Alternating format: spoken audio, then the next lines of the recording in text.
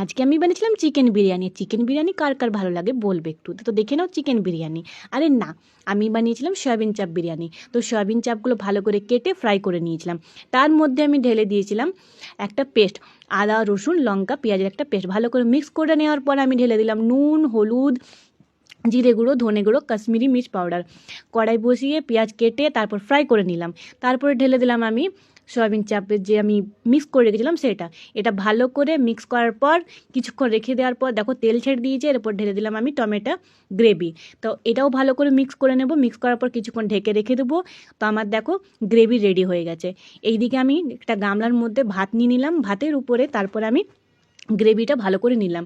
তো এরকমভাবে লেয়ার উপরে লেয়ার দিয়ে আমি পুরো ভাতটা দেখো আমি কমপ্লিট করে নিলাম। তারপর ঢেলে দিলাম একটু বিরিয়ানি মশলা, পেঁয়াজ কুচি, একটু সামান্য ঘি। তারপর রেখে দিলাম এটা দম দেওয়ার জন্য। তো আমার বিরিয়ানি রেডি। তো বিরিয়ানি কার কার ভালো লাগে একটু বলবে। তা আমি প্রথমবার কিন্তু বানিয়েছি, কিন্তু খেতে খুব ভালো লেগেছিল।